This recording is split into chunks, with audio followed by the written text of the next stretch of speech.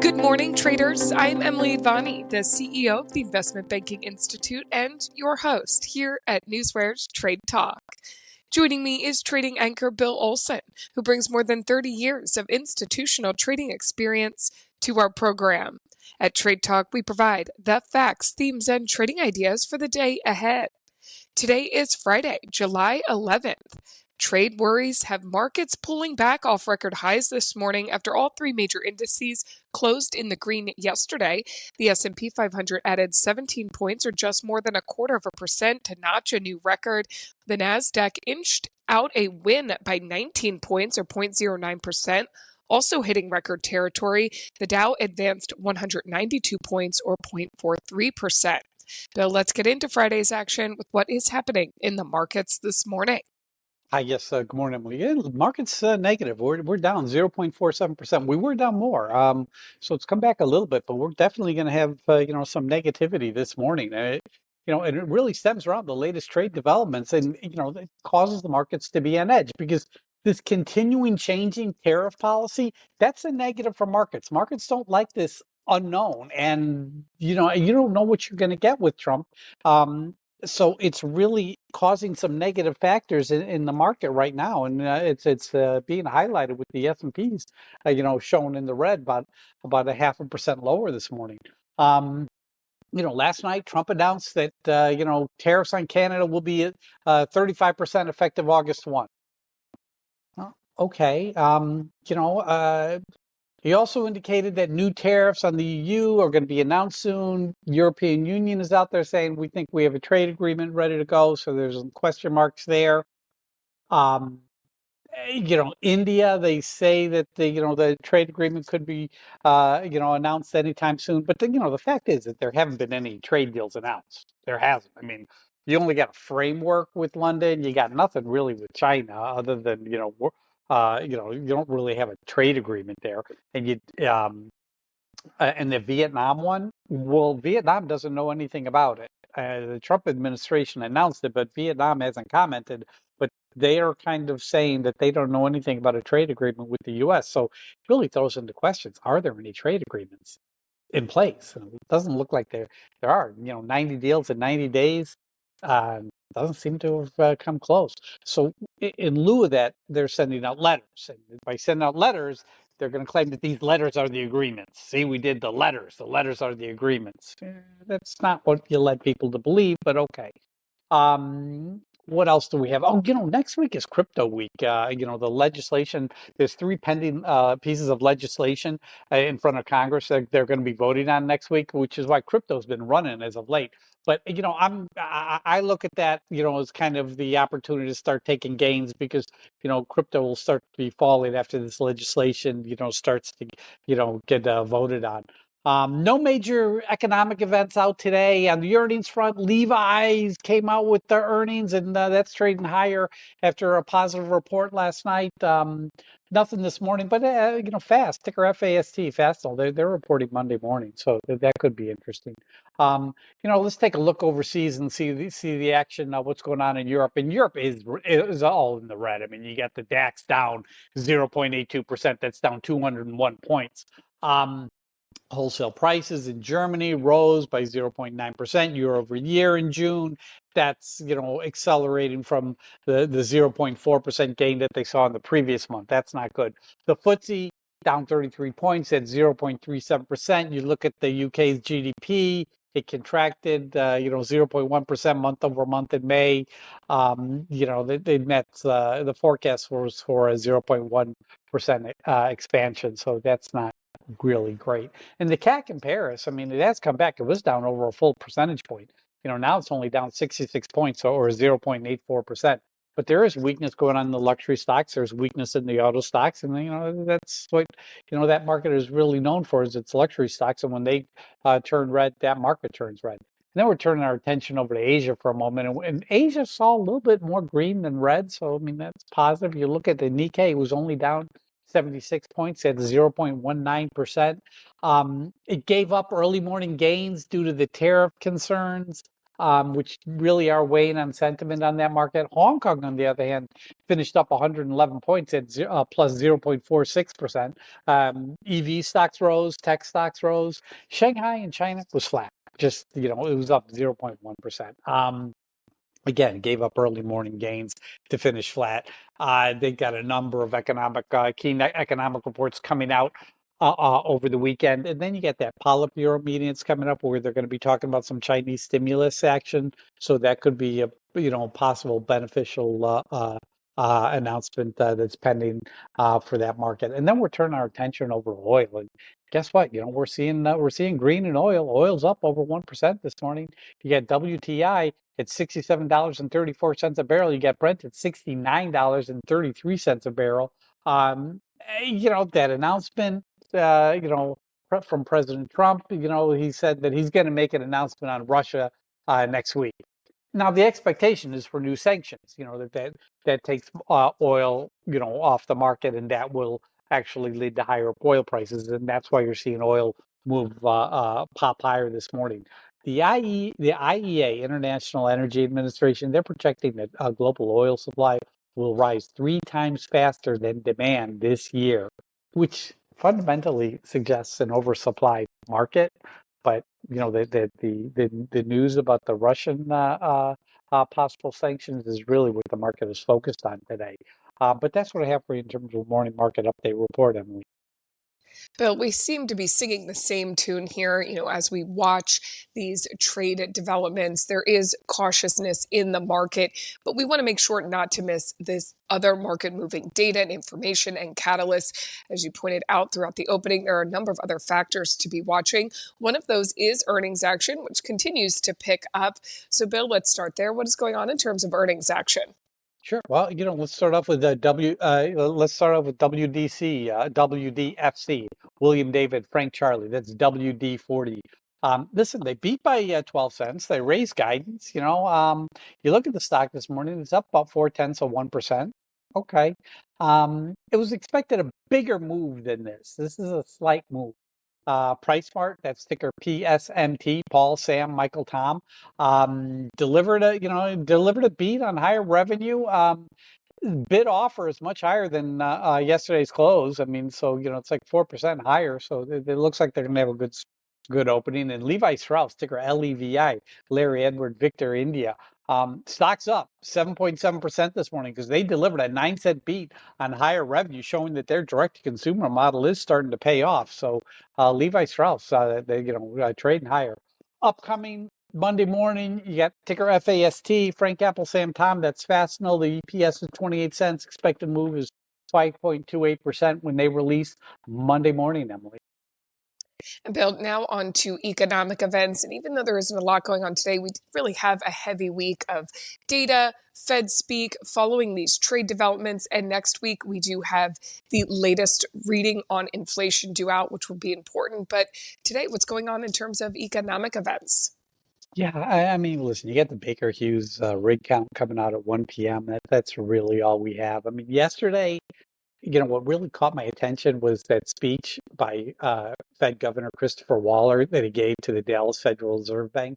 Now, Waller's one of 2 central bankers who favor a rate cut in July. And he points out that inflation has come down far enough to justify a move, and and that this is not politics, this is economics. This is his belief. How do I say this? He was nominated to the position by Donald Trump.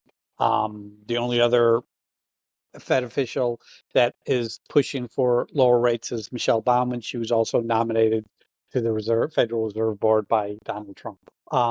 So to say that it's not political, I question that. You look at and according to him, that inflation has fallen further up. But next week we get the CPI reading, and that's expected to come in hot. It's expected to rise by 0.3% month over month, with the core increasing by 0.25%. So if these predictions are accurate, the headline inflation would climb to 2.7% year over year, and the core CPI would be at 3% year over year, which would be an acceleration. So is that going to change Christopher Waller's viewpoint?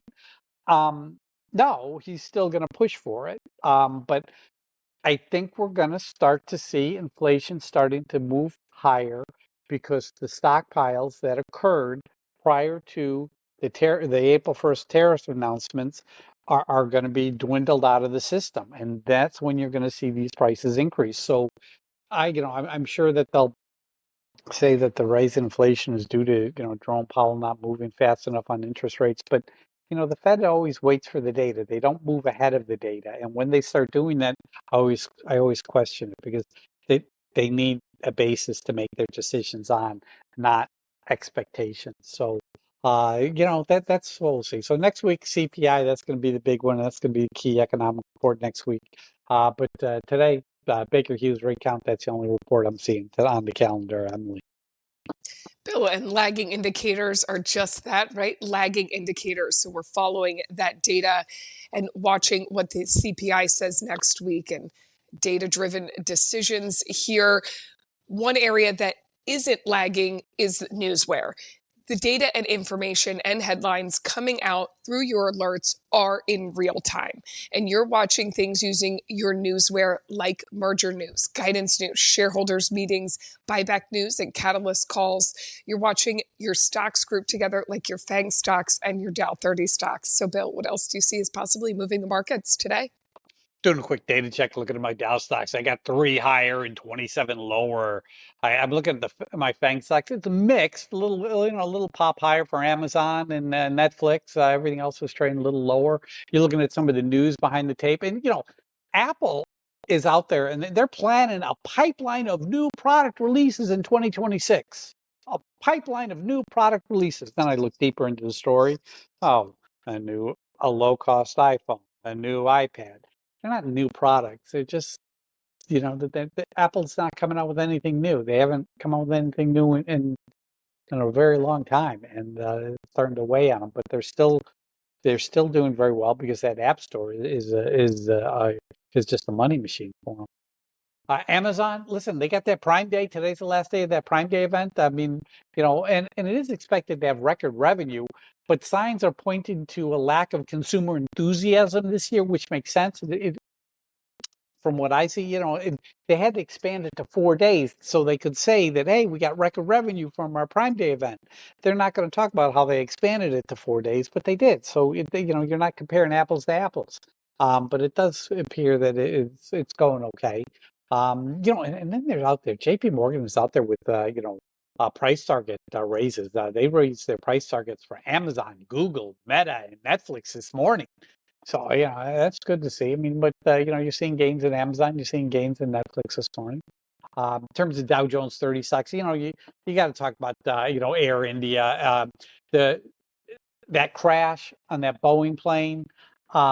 It's a big event. I mean, the preliminary report from investigators may be released today. And they're really looking at pilot error because, for some reason that switch for the jet fuels was turned off. That doesn't make sense. They're going to, pilot error. It is kind of very likely to occur, but we'll have to wait and see. A report could be released today. That would be positive for shares of Boeing, ticker BA. What else? We got JP Morgan. They're releasing earnings Tuesday morning. Expected move is like $11.12 right now. In terms of merger news, Boyd Gaming sells FanDuel its stake to Flutter for $1.755 billion. FLUT is paying for that. T-Mobile, Tom, Michael, Uncle Sam. Justice Department won't seek injunction for T-Mobile's acquisition of U.S. Cellular. This comes after T-Mobile came out and said they're doing away with their DEI strategy or whatever they had in there. You've got to put that out there if you're going to get any help from the government, apparently.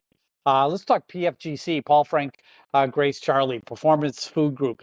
Hey, shares are trading higher due to a report that they may be an acquisition targeted by U.S. Foods, USFD. In terms of guidance news, Levi Strauss, LEVI, they see Q3 adjusted EPS 28 cents to 30 cents.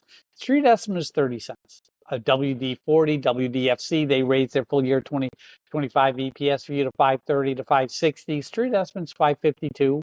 Yeah, okay. ConAgra, CAG, Charlie Apple Grace, they see full year 2026 adjusted EPS $1.70 to $1.85. Street estimate says that $2.45. It's a big downtick for ConAgra.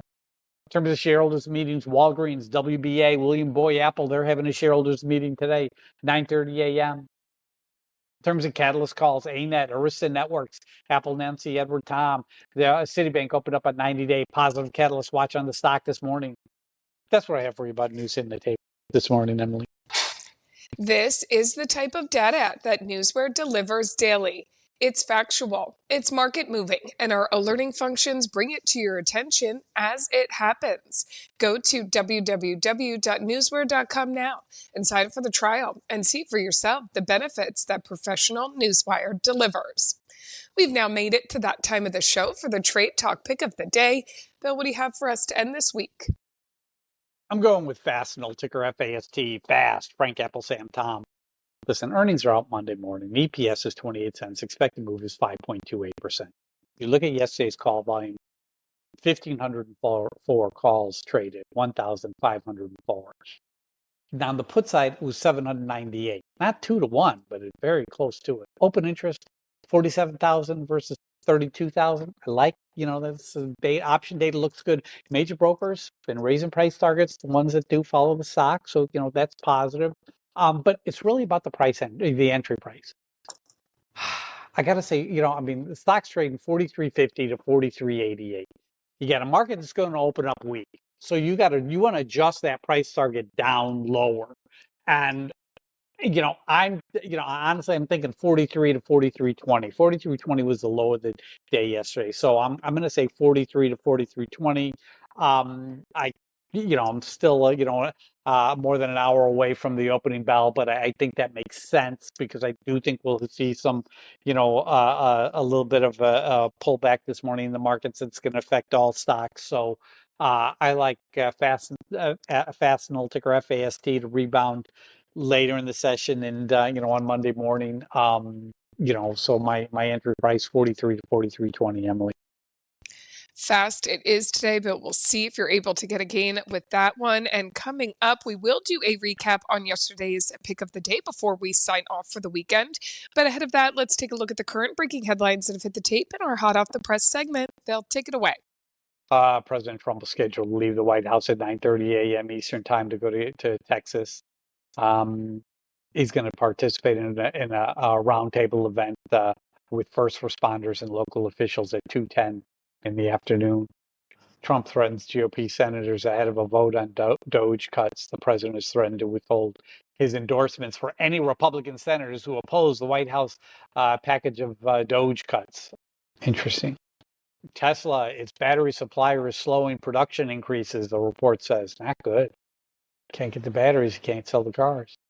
Jamie Dimon's out there calling out the market's tariff complacency. Yeah, the markets are a little complacent over the tariffs. And then, but today we're definitely going to be a little negative. So we're just a little, we're a little overvalued. Albertson, ticker ACI, they're going to be releasing earnings Tuesday morning. Merck, the FDA approved its flea and tick protection drug. CAPR, Charlie Apple, Paul Richard. They received an FDA rejection for their muscular dystrophy treatment. Tesla will open up its first India showroom in Mumbai next week. British Petroleum, BP, the oil and gas giant's second quarter results are expected to be impacted by lower prices received for gas and oil. Yeah, you know who else said that? ExxonMobil just a couple weeks ago, and their earnings are coming out, and that stock's still rallying. I'd be cautious on ExxonMobil. ExxonMobil told its trading counterparts that it will not buy the Mars crude oil grade until the zinc contamination issue is fixed. Robinhood, Florida Attorney General on Thursday launched an investigation into Robinhood's crypto, alleging that the platform may have misled customers by promoting itself as the least expensive way to buy cryptocurrencies. That's all I'm seeing this morning, Emily. Okay, Bill, before we dive into trading on this Friday, closing out our trading week, let's do that check-in on yesterday's pick of the day, which was Verizon. Now, there was cautiousness in the air even yesterday, given these trade developments and announcements from President Trump. This was a safety play. You were calling it around the 41.75 area. I did see it open up at 41.86. Not far off, and it did climb from there. You thought it had some room to move higher. And staying with a safety play, Bill, how did it work out? It did work out. I mean, 41.75 was kind of the entry price. I mean, look at the stock. It opened up 41.86 and then it fell. It fell to 41.60. So it broke through my entry price, but then it just rallied and it just started climbing higher because it is a safety play because they do pay such a good dividend. And people go, well, I don't know what to own right now. I might as well be safe. I'll go into Verizon. And, it climbed all the way up to 42.18. So you got in at 41.75, climbing to 42.18. That's more than 1%. So yeah, it was a winner, Emily. It was a winner. That was a win there, Bill, and we will check in with you on Monday at today's Fastenal pick of the day. Bill, thank you as always for your expert insight. Join us back here Monday and each weekday morning next week with NewsWare's Trade Talk when we provide the facts, themes, and trading ideas for the day ahead. Again, I'm your host, Emily Advani, here with trading anchor Bill Olson. Traders, you know what to do. Let's go out there and make some green.